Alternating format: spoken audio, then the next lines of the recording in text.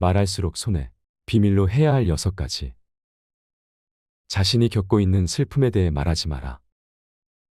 진정한 우정이라는 것이 옛 이야기에 나오는 큰 바다뱀의 전설처럼 실제로 있는 것인지 상상인지 나는 잘 구별할 수가 없다.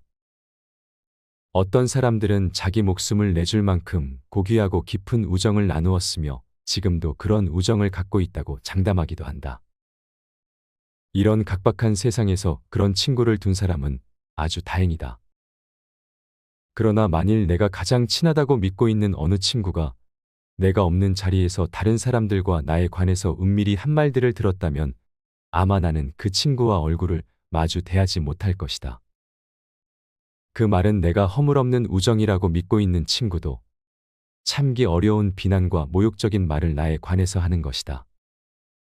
물론 그는 이런 말은 비밀이다 라는 전제를 반드시 붙인다. 친구의 진실한 우정을 시험해 보려면 우리가 최근에 겪고 있는 불행을 하소연하는 것이 가장 좋은 방법이 될 수가 있다. 물론 친구에게 절실한 도움을 요청해야 한다. 예를 들어 파산을 앞두고 있으니 돈을 빌려달라거나 아니면 힘든 일을 대신해서 해달라고 제의할 때 바로 그 순간 친구의 표정을 잘 살펴보아야 한다. 그때 친구가 진실로 동정과 연민의 모습을 보이거나 냉담한 태도로 돌변하거나 관계없이 이미 그 친구의 가슴 깊은 곳에서는 저 유명한 프랑스의 작가 들라 로슈푸코가 한 말이 입증될 것이다. 우리는 가장 친한 친구의 불행에 일종의 고소한 기쁨도 함께 느낀다. 우리를 기쁘게 하는 일 중에 하나는 최근에 겪고 있는 친구의 불행과 슬픔에 관해 듣는 일이다. 이것이 인간이 지닌 특성이자 본성의 하나이다. 경쟁 상대의 이웃 국가가 큰 재난이나 손해를 당했을 경우에 겉으로는 위로를 보내면서도 속으로는 고소한 느낌이 드는 그런 감정이 개인인 친구 사이에도 분명히 존재하는 것이다. 반대로 친구가 어마어마한 성공을 거두면 함께 기뻐하기보다 마음 한구석에 야릇한 시기심과 부러움이 싹 트는 그 심리가 바로 우정의 뒷면이다. 오랫동안 사귀던 친구의 발걸음이 뜸해지면 우정도 멀어진다. 눈에서 멀어지면 마음도 멀어지면서 우정은 점차 추상적인 관념이 되어간다. 이어서 둘 사이에는 동정심도 사라진다. 그 상황에서 친구는 서로 우정의 성실함을 내세운다. 그러나 참으로 성실한 것은 친구가 아니라 오히려 적이다. 누군가 당신의 친구가 되었다면 당신에게는 그가 어려운 상황에 부닥쳤을 때 손을 내미는 또 하나의 청구서가 추가된 셈이다.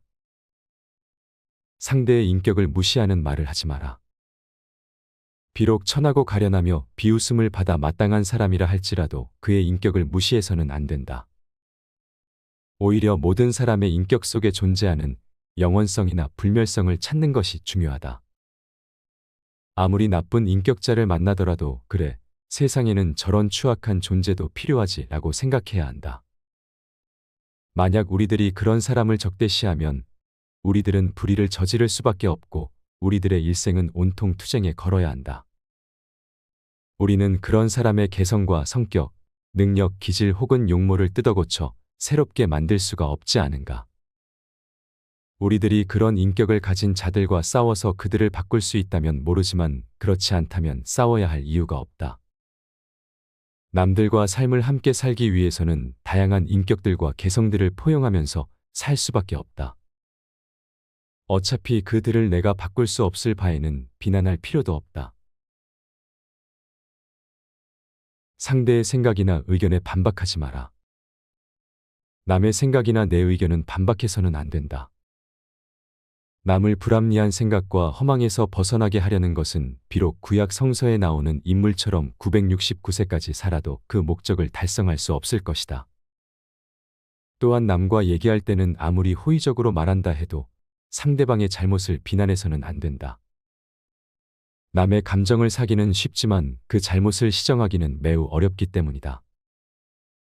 만일 남이 차마 귀로는 들을 수 없고 전혀 이치에 닿지 않는 말을 하더라도 개입할 필요가 없다. 단지 그가 서투른 연극을 하고 있다는 것을 알고 있으면 된다. 이 세상에서 진리나 교훈을 전하려는 사람이 혹시 자기의 임무를 완수했다면 그것은 행운에 속하지만 대부분 사람은 그 과정에서 오해와 푸대접을 받거나 아니면 저항과 학대에 시달릴 수밖에 없다. 그러므로 자신의 의견을 남에게 납득시키려면 열을 올리지 말고 끝까지 진실하고 냉정하게 설득해야 한다. 자기 의견을 말하면서 열을 올리면 듣는 사람은 그의 말이 지성에서 나온 판단이라기보다는 관철하려는 의지에서 나온 것으로 생각하기 때문에 더욱 납득하려고 들지 않을 것이다. 아무것도 말하지 말아라. 어떤 사람의 흉악한 성격의 일면을 파악한 뒤에 그 사실을 잊어버리는 것은 마치 애써 모은 돈을 창밖에 내던지는 것과 다름없다.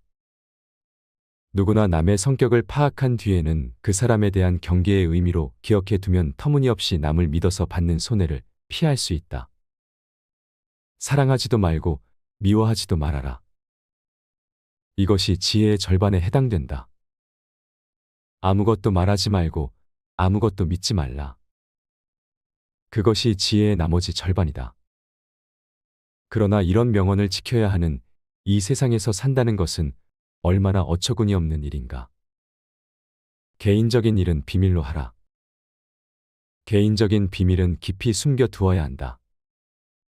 아무리 친한 친구에게도 객관적인 자기 모습만 보여주는 것이 좋다. 주관적인 입장에서는 친구도 역시 남이기 때문이다.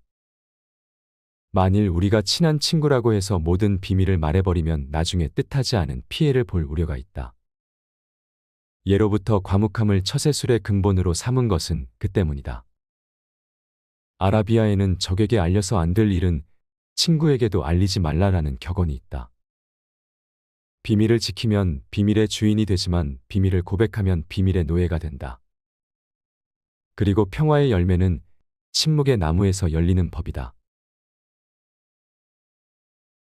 자신의 재능을 과시하지 마라. 자기 재능을 세상 사람들에게 크게 과시하는 것처럼 어리석은 사람은 없다. 남의 재능을 보면 대다수 사람은 칭찬과 격려를 하는 것 같지만 속으로는 시기와 질투심에 사로잡힌다. 특히 똑같은 일로 경쟁 관계에 있는 사람들로부터는 증오나 원한을 사게 된다. 자신의 뛰어난 재능을 과시하는 순간 공격의 표적이 된다는 사실을 잊어서는 안 된다. 이미 말했지만 인간의 가장 큰 본능은 쾌락과 허영심을 만족시키는 일이다. 이 쾌락과 허영심은 남과 자기를 비교한 우월감에서 나오는 것이어서 함께 어울려 있는 가운데 어느 누가 뛰어난 재능을 가졌다는 것은 다른 많은 사람에게 정신적 모욕감이나 피해를 주는 일이다. 미움과 분노는 어떤 식으로든 보복하려는 의지로 나타난다. 따라서 재능이 뛰어난 사람이 가장 먼저 해야 할 일은 자신의 안전을 위해서 재능을 감추는 위장 가면을 쓰는 일이다. 재능이 뛰어난 사람은 자신이 남들과 똑같이 평범하다는 것을 애써 보여야 한다. 잘난 체하는 사람들이 미움을 받는 것은 그 때문이다. 그러므로 높은 지위에 오르거나 돈이 많은 사람은 남들의 부러움과 존경의 대상이 되지만 재능이 뛰어난 사람이 합당한 존경을 받는 일은 거의 없다. 아마 그런 사람들은 성인군자들의 사회에 살아야 제대로 존경을 받을 것이다. 사람은 따뜻한 체온을 원한다. 그래서 햇빛이나 난로 곁에 가까이 가려고 한다. 이런 현상은 본능적인 충동과 같아서 사람들은 자기에게 기쁨을 주는 사람과 만나려고 하는 본능이 있다. 그런 사람이란 누군가? 남자는 지능이 좀 모자란 사람이고 여자는 미모가 떨어지는 사람이다. 뛰어난 미모를 가진 여자는 친구가 없다. 누가 뛰어난 미모를 가진 친구와 어깨를 나란히 하고 가려고 하겠는가? 하지만 못생긴 여자들 곁에는 미인 친구들이 많다.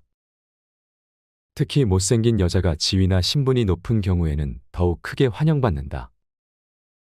남자 역시 머리가 뛰어난 천재에게는 친구가 모여들지 않는다. 이렇게 남자들은 좀 바보처럼 보여야 하고 여자도 외모가 떨어져야 다른 사람들이 친밀감을 느낀다.